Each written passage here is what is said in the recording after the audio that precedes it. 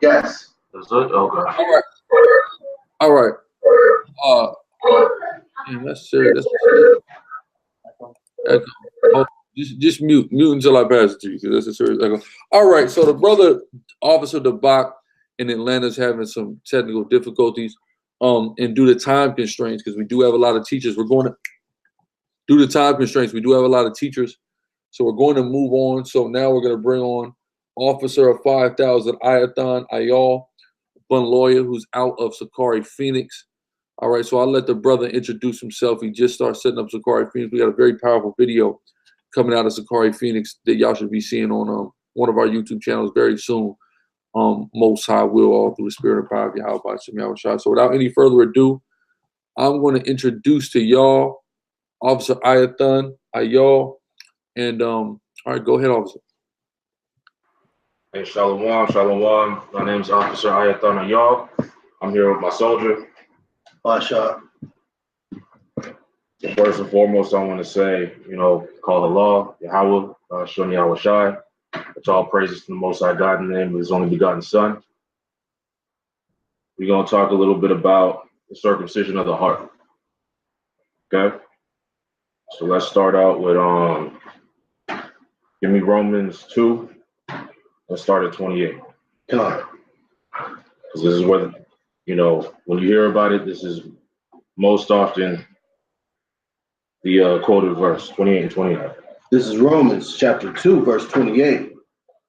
For he is not a Jew, which is one outwardly, neither is that circumcision, which is outward in the flesh, but he is a Jew, which is one inwardly. And circumcision is that of the heart, in the spirit, and not in the letter, whose praise is not of men, but of God. All right. So there's a big misconception. A lot of people will think that this is saying that you don't actually have to get circumcised, that the real circumcision is just in your heart. It's not nothing, it's nothing physical. But this couldn't be further from the truth, all right? Because the circumcision of the heart is not a New Testament concept. This isn't something that Paul just made up, all right? This is already spoken about in the Torah and in what's known as the Tanakh. So let's get Deuteronomy 10 and 16. Deuteronomy chapter 10, verse 16. Circumcise, therefore, the foreskin of the heart. All right, so here in the Torah, in the law, it's a law now that we have to circumcise the foreskin of the heart. Read on. And be no more stiff-necked. And be no more stiff-necked, meaning stubborn. So this has everything to do with getting your mind right and not being stubborn. Because the word circumcise in the Hebrew in this verse is mawal, meaning to cut off, to cut short, to curtail, or to destroy. The word for heart here in this verse is labad, meaning inner man, mind, or will. So you have to be able to cut off your own will or your own, inner wants and thoughts and needs and so forth, and go according to what the Bible says. We have to live according to thus saith the Lord, not how Ayathan feels or how Masha feels or how Grandma feels, all right? So the circumcision of the heart is an Old Testament, or what they call Old Testament concept, all right? So let's go back to Romans 2 and read what Paul was saying in context. So, you can't just let somebody eisegete Romans 2 and 28, all right? Start at 16. Come. You can get the context. Romans 2, verse 16. In the day when God shall judge the secrets of men by Jesus Christ according to my gospel. So when God shall judge the secrets of men, the Most High God is going to be exposing people's secret lives. Don't just think that you can do whatever you want behind closed doors and you're not going to have to deal with that. All right? Behold, thou art called a Jew. So if you call yourself a Jew, go ahead.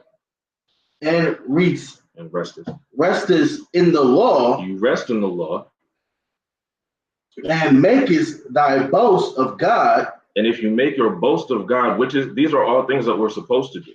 We're supposed to say that, I'm a Jew or I'm an Israelite. I'm supposed to rest in the law. I'm supposed to make my boast of God. That's pursuant to Psalm 44 and 8. Get that for me real quick. Huh.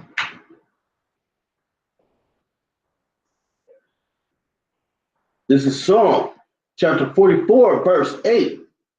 In God we boast all the day long. In who we boast?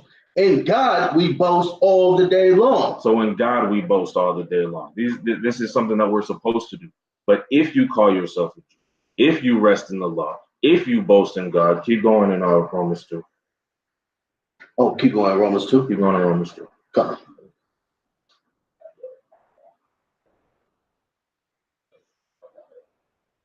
This is Romans chapter 2, verse 18. And knowest his will, and approvest the things that are more excellent, being instructed out of the law. So if you claim to know his will, if you claim to that you're instructed out of the law, which again, we're supposed to be. So pursuant to Psalm 94 and 12, grab that real quick.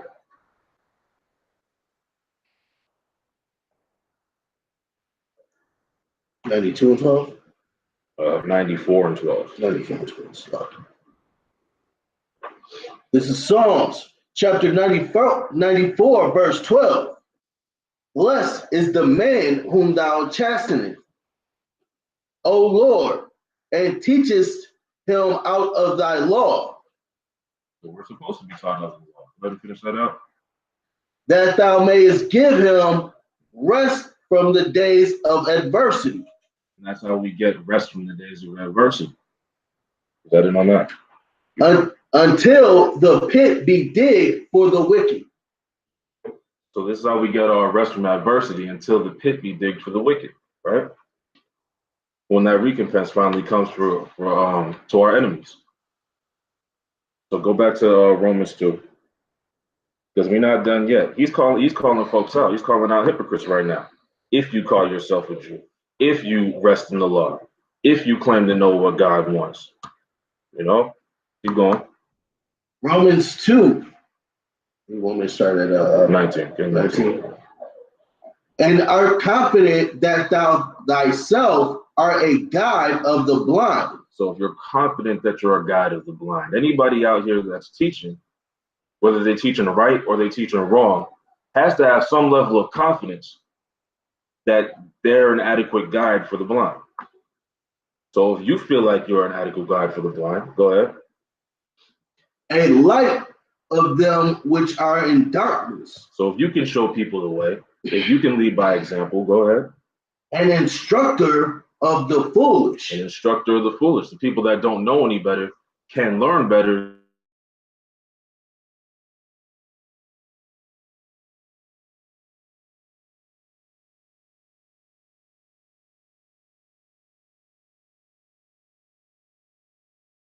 Have understanding of these things. You know the law, you understand it, you teach it, you impart wisdom to other people. So if you are all of these things, read on.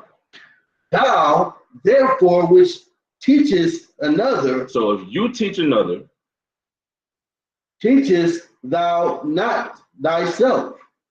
Don't you teach yourself? If you can teach other people, these things, then why aren't you doing these things? Read on. Thou that preachest a man should not steal, dost thou steal? So if you teach that a man should not steal, do you steal? We could use all kinds of examples for this. The Roman Catholic Church, the Protestant Christian Church, even certain Hebrew Israelite groups, all kinds of you hear stories about money laundering, theft. You hear about members, having their being extorted, things of this nature. if you're out here preaching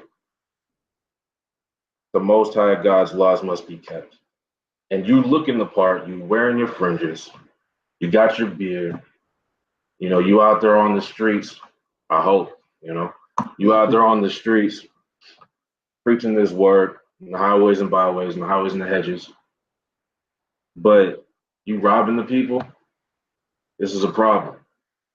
Read on. Thou that sayest a man should not commit adultery. Call the verse again. Slakia. This is Romans chapter 2, verse 22. Thou that sayest a man should not commit adultery, dost thou commit adultery? I'm sure, you know, people of all different walks, whether you be Hebrew Israelites or not, know several cases of adultery going unchecked. And this sort of thing shouldn't exist in our communities, but here it is, it does. I mean, there was hypocrisy back here in Paul's time, and he was calling it out. We got that same hypocrisy going on right now, and we would be remiss not to call it out. All right, and this has everything to do with the circumcision of the heart, because people will tell you, well, you don't have to go cut your actual flesh, you just have to be circumcised in the heart, and they don't ever tell you what that actually is, because these same people will be telling you you don't have to keep the law. But here it is, Paul's upholding the law. God. Every example that he's given is of somebody breaking a law. You teach not to steal, but do you steal? Then you breaking the law. You teach against adultery, but do you commit adultery? Well, if you do, you breaking the law, right? God. Go ahead. Thou that abhorrest idols, dost thou commit sacrilege? So you abhor idols. You hate idols. You treat idols as an unclean thing, or at least you say you do. But do you commit sacrilege? The word sacrilege here is in reference to looting a temple and taking their idols and their precious golds and silvers and the like, right? And we have a law on that. We have a law on that. That's Deuteronomy 7:25. Because we're not supposed to plunder their shrines. It doesn't matter what it's made out of. This is Deuteronomy chapter 7, verse 25. The graven image of their gods shall be burned with fire. Thou shalt not desire the silver or gold that is on them. So we're supposed to burn all that with fire. We're not supposed to desire none of the silver and gold that's on them, or that they're made from, or that's offered to them. None of that. We're supposed to burn all of it. Go ahead. Nor take it unto thee. Nor take it unto thee. You're not supposed to take it with you. Go ahead. Lest thou be snared therein. Lest thou be snared therein. Because what do people do? I mean, look, the chief priest Elazar ben Loya, Guerrilla Hebrew, talked about this one time. He said, could you imagine if after the golden calf was destroyed, if we kept any of that, any piece of it, right, somebody would say, hey, this piece of gold right here, this is from the golden, and then they worship that. That'd be a snare unto us, and it's an abomination. All right, get rid of it. That's right. It's not worth anything. Besides, we're supposed to store up our riches in heaven anyway. God. So we shouldn't be worried about the heathens' gold in their temples and whatnot. Man, there's all kinds of riches in the Vatican. God. All of it's tainted, right? The blood of children is on that. What verse are you on? Still 25. Still 25? Keep going. Okay. For it is an abomination to the Lord thy God. Neither shalt thou bring an abomination into thine house. Don't bring it into your house. Don't bring it into your house. It doesn't matter if it's a 24-karat gold Caesar Borgia statue. It might as well be made out of mud. You know? It's an idol. Or a Christmas tree. Or a Christmas tree. Or a Christmas tree. And I know a lot of y'all soldiered God out a few days ago on the 25th. You know? That's right. And don't think that he don't see it. Go ahead. Lest thou be a cursed thing like it. So lest thou be a cursed thing like it. So you will be likened unto this cursed idol. And what are we supposed to do with that cursed idol? We're supposed to burn it. So what's going to happen to you? You're gonna get burned. A second death by fire. Right? But thou shalt utterly detest it, and thou shalt utterly abhor it. So thou shalt utterly detest it, and thou shalt utterly abhor it. And what did Paul say in Romans 2? Thou abhorrest idols, but dost thou commit sacrilege? You say you abhor it, but do you really? That's not really abhorrence if you coveted it and taken it home for yourself. Right? For it is a cursed thing. Or it is a cursed thing. There's no way around it. There's no way around it. It doesn't matter if you melt it down and make a chain out of it or fashion it into something else, make coins, it don't matter. It's cursed already. Let it go. And see, that's the difference between looking the part and living the part. That's what being circumcised in your heart really is. It's not just trying to appear to be something. It's actually being that. Where you at? That was the end of the chapter. Okay, so we're back in Romans 2. Okay. Let's see. I think we left off on this is Romans chapter 2, verse 23. Thou that makest thy boast of the law. So you make your boast of the law. You out there on the streets, you know, every week, week in and week out, rain or shine, talking about I keep the law, you need to keep the law, we should keep the law. Go ahead. Through breaking the law dishonorest thou God. So if you're doing all this and you're still breaking the law, you dishonor God. For the name of God is blasphemed among the Gentiles through you. So the name of God is blasphemed among the Gentiles through you, right? Give me Isaiah 29 and 13. This is Isaiah chapter 29, verse 13. Wherefore the Lord said, for as much as this people draw near me with their mouth. So as much as they draw near me with their mouth, as much as they praise me in their words, as much as they talk highly of the Most High God, read on. And with their lips do honor me. And with their lips they do honor them. But have removed their heart far from me. But they've removed their heart far from them. And, you know, you're going to hear this most often in the Christian church, right? I've been to plenty of churches across the country, and every single one of them praise God, but they don't keep His commandments. First of all, they got idols up in the churches.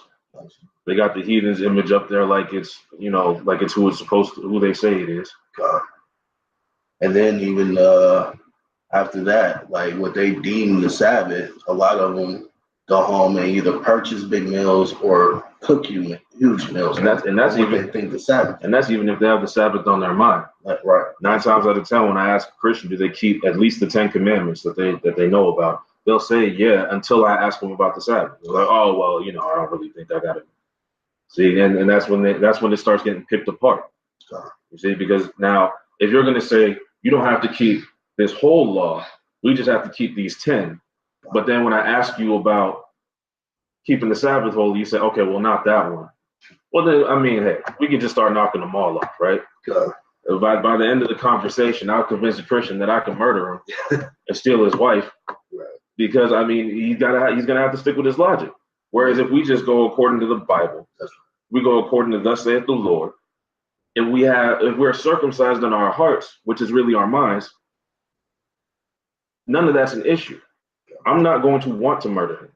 That's right. Because my mind is geared towards serving the Most High God. I'm not going to want to profane the Sabbath. I'm not going to want to take his wife. Yeah. I mean, there's no reason that we shouldn't want, as brothers and sisters, to keep the laws, because they're for us, by us, and to better us, just as people. It's just knowledge, good knowledge to keep. See? So, were you still in Isaiah? Keep going. And with their lips do honor me, but have removed their heart far from me. And their fear toward me is taught by the precept of men. So their fear toward the Most High God is taught through the precept of men. So this now becomes about other men.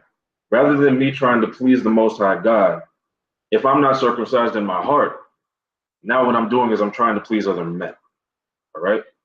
And that's a problem. Keep going. Therefore, behold, I will proceed to do a marvelous work among this people, even a marvelous work and a wonder. For the wisdom of their wise men shall perish. So the wisdom of their wise men is going to perish, right? So all these people that you look up to and you think are these, these great guys, if they're really, living double lives and being hypocrites, those double lives are going to be exposed. As we already read, what Paul spoke about in the 16th verse. So they're going to be confounded. They're going to lose that oil. Keep going. And the understanding of their prudent men shall be hid. So that's going to go away. They're going to lose it. Go ahead, get 15 too. Come. Woe unto them that seek deep to hide their counsel from the Lord. So woe unto them that seek deep to hide their counsel from the Lord. You got to be some kind of special fool to think you can do anything and God don't see it. Come. Yahweh sees everything. Yahweh is omniscient. He's all-knowing. Which also makes you think that some of them, a lot of them that claim to follow the Most High are non-believers. Well, that's exactly what that is. Yeah. Because if they were believers, they wouldn't be thinking this way. That's right. Because then they wouldn't be limiting the Most High God. You see, there's no skirting around it. You can hide your sins from me. You might can hide your sins from Alizar and whoever else you might look up to. If not anybody that you're watching, you can hide it from men because we don't know all and see all. But the Most High God sees everything. He's gonna reveal it. He's gonna expose it, and He's gonna punish you for it. Is it because the sins that we commit, we're offered grace and mercy. We can possibly be forgiven for things that we've done in the past that maybe we didn't know better. Things like this. But if you didn't repent, you just still doing it. You just asking for it. I mean, go ahead, finish off 15. And their works are in the dark, and they say, who seeth us? So their works are in the dark. They do what they do in the shadows, and they say, who seeth us? Go ahead. And who knoweth us? You know who sees and who knows? Yahweh. That's right. That's who sees and who knows. Right? And there's no getting around it. God. So go back to Romans 2 and read 24 again. This is Romans chapter 2, verse 24. For the name of God is blasphemed among the Gentiles through you. So the word of God is blasphemed among the Gentiles through you. So these people that are not in the know, these people that are acclimated to other, to other walks of life that may be learning, that may be finding out about this sort of thing, they're going to end up blaspheming the name of the Most High through your hypocrisy. Because if somebody looked up to, I'll use myself as an example. If somebody sees me and they go, oh, look, this guy's, he's got his beard, he wears his fringes, I could check his tag any day of the week and it's going to say 100% whatever material it is. Everything that looked the part, wearing his meat trees and all that stuff. But then, come Christmas, I got a tree in my house. Or you eating Christmas dinner. Or eating Christmas dinner, Thanksgiving dinner. And like the deacon said recently when speaking about Thanksgiving, you beat people over the head with this Bible. You beat them over the head with this truth. You say that blacks, Hispanics, and Native Americans are the Israelites of the Bible, and your family like, yeah. You tell them, you got to stop eating pork, shrimp, crab, and lobster. Your family say, yeah. The white man is the devil. They go, yeah, whatever. They ignoring you all year long, and then here you come. You show up on Thanksgiving like everybody else and eat the damn plate. Yeah. And you sold out your God, and that day their God has won. See, and that is the kind of example that people end up setting. And it's not just through eating food sacrificed to idols. It's also through stealing. It's also through adultery. It's also through all these things that we're reading about, right? And to think that this is never going to come to light, especially in this day and age where we have all kinds of social media, there's cameras everywhere. People are gonna find out about it. You're gonna get exposed. Right. And even if people don't find out about it, the Most High already know about it. So it ain't really no expose necessary because the punishment's coming.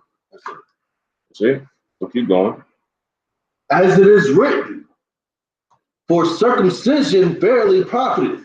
So whoa, what did Paul say? For circumcision verily profiteth. Now notice how they conveniently skip over that when they want to say that it's of, only circumcision of the heart, right? God. Because let's not get it twisted. Part of keeping the law, part of entering into you can't even enter into the covenant without circumcision. That is the old covenant. God. So read that again. For circumcision verily profiteth. For circumcision verily profiteth. For who? If thou keep the law. But if thou be a breaker of the law, thy circumcision is made uncircumcision. So if you keep the law, your circumcision profiteth, right? Mm-hmm. Give me 1 Kings 8:61.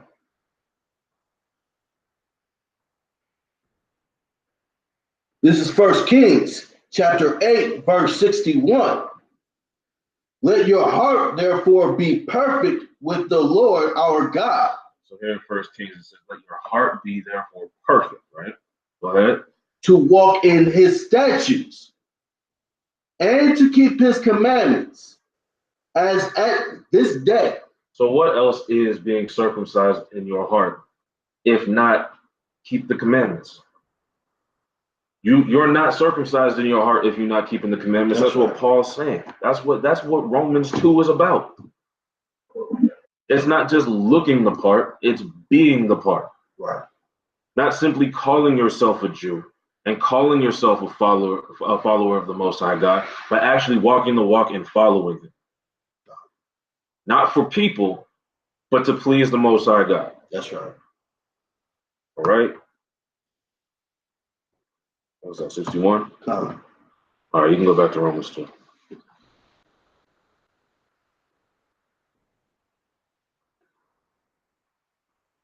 See, because I mean, it's not just simply, going through certain motions. We have to be in order at all times. At all times, at the drop of a hat. If I see something, if I'm doing something and I just happen to see something in my Bible that says that I'm not supposed to be doing what I'm doing, I'm not going to sit here and say, okay, well, I guess this is the last time. Let me just finish this up. And then, I'll get it right after that. The Bible says make no tarrying to turn unto the Lord. Right? So you just got to stop that right then and there. Matter of fact, my little brother, I'm proud of this young man because I don't get to talk to him all that often, but I heard from my dad, right? Mm-hmm. That my little brother came back to our folks' house for Christmas, like he usually would, right? Yeah. Now my dad doesn't celebrate it. My dad in the truth now. Right. But the rest of the family, they're still into that madness. Now, while my little brother was there, my dad just simply showed him Jeremiah 10. Mm-hmm. Just showed it to him. My little brother said, okay. Didn't say whether he agreed or disagreed. He just said, okay, and left. Didn't want nothing to do with that Christmas celebration. Wow, that's powerful. One sitting around the tree, one eating the food. And that's what he came to do. He flew all the way from Seattle to Massachusetts, from Washington State to Massachusetts to do just that. Saw Jeremiah 10. I was like, all right, guess I'm not supposed to do it. And that's powerful. I mean, once you know what you, I mean, it's different when, like, say, even with my grandmother or like our parents or whatever, when they didn't know the truth at that time. Mm-hmm. It's understandable. But once you absolutely know that it's the wrong thing, and for that brother to immediately take into account what the word of the Most High says, that's powerful, man. No other way to put it. See, I mean, and that's how the Spirit moves, So read what you got again. This is Romans 2. You want me to start off with 25 again? At 25, yeah. For circumcision verily profiteth, if thou keep the law, but if thou be a breaker of the law, thy circumcision is made uncircumcision. So if you be a breaker of the law, your circumcision is made uncircumcision. You got your apocrypha on that? I need First Maccabees.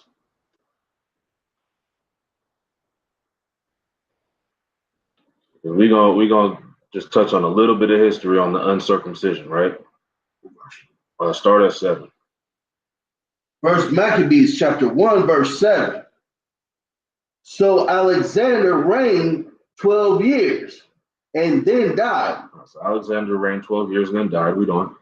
And his servants bear rule, every one in his place. All right. So Alexander had already done his conquest, already taken over what he took over, right? So, you know, he put us in a bad situation. Go on. And after his death, they all put crowns upon themselves. So did their sons after them many years. And evils were multiplied in the earth. Skip to verse 11. Come. Verse 11. In those days went there out of Israel wicked men, who persuaded many, saying, let us go and make a covenant with the heathen that are around about us. For since we departed from them, we have had much sorrow. So here we are looking up to these other people, this other nation, these wicked people, right? The same way we did when we got out of Egypt, all right? Because our people are so stiff-necked and stubborn, which we read about in Deuteronomy, where it's said to be circumcised in your heart in the first place, not to be stiff-necked. Here they are being stiff-necked, wanting to go after the heathen, right? Keep going. Verse 12. So this device pleased them well. So they heard this, they liked the idea. Go ahead. Then certain of the people were so forward herein that they went to the king, who gave them a license to do after the ordinance of the heathen. Whereupon they built a place of exercise. Where they built a place of exercise. Now, if you know anything about Greek culture, you would know that they have what they call the gymnos, which is where you get the term gymnasium from. This is their place of exercise. And we read earlier that this is about Alexander's reign and then his descendants after him. So Greek culture has entered into our culture, or really replaced our culture for the most part at this point in time. So they built the place of exercise, which is where which would have bathhouses, and people would just hang out and discuss politics naked now, right? And in Greek culture, it was you notice if you see them Greek statues, they always got people naked, right? Yeah. Because they thought it was a thing of beauty. Now, what was taboo to them was the part of the male body part that's covered up by the foreskin. For that to be uncovered was considered like taboo for them. So for Jews, for us to hang around them, we circumcise, right? So if we were to go according to their customs, well, we don't have that foreskin to hide that. So that was like what they call a faux pas for them, right? Mm-hmm. So read on. Whereupon they built a place of exercise at Jerusalem, according to the customs of the heathen. According to the heathen custom, the Greek custom. Go on. And made themselves uncircumcised. And made themselves uncircumcised. A lot of people don't know this, but there was actually a surgery that they would go under to reverse their circumcision, so that they could fit in with the Greeks. All right, they would literally make themselves uncircumcised. All right, read on. And forsook the holy covenant, and joined themselves to the heathen, and were sold to do mischief. So they joined themselves to the heathen. They reversed their circumcision, and they went off doing mischief. Right? Now there's actually a lot more on that in Maccabees 1, but we don't have we're not doing a Maccabees 1 lesson right now. This is just about uncircumcision, right? So let's finish the rest of Romans 2. Just while you're getting that, just to give you the gist of it, over a certain amount of time, a new king comes in, and rather than us just volunteering to give up our God and volunteering to give up our ways, this king made it mandatory, and said that if we didn't follow after his commandments, that we would be put to death. If we continued to call ourselves Jews, we would be put to death. If we continued to circumcise our children, They would put us to death and hang the children, right? So that's the history moving forward then. And this, you know, what Paul's talking about is after that fact, but so many of our people had already been Hellenized by this point that this sort of thing was still around. All right? So what you got, 26? Go ahead. Romans chapter 2, verse 26. Therefore, if the uncircumcision keep the righteousness of the law, shall not his uncircumcision be counted for the circumcision? So if the people that we're calling the uncircumcision, because, you know, there was always this divisiveness within Israel, was that, well, we're the Jews, we're the circumcised, y'all the uncircumcised, so you're the uncircumcision. But Paul says if the uncircumcision, or who we're calling the uncircumcision, keeps the law, read that again. Therefore, if the uncircumcision keep the righteousness of the law, shall not his uncircumcision be counted for circumcision? So shouldn't they be counted as one of the circumcised? If we're calling them uncircumcised, but they're doing what we're supposed to be doing, so shouldn't they be counted circumcised? Verse 27. And shall not uncircumcision, which is by nature, if it fulfill the law, judge thee? So if these people who we're calling uncircumcision keep or fulfill the law, won't they judge you? Keep going.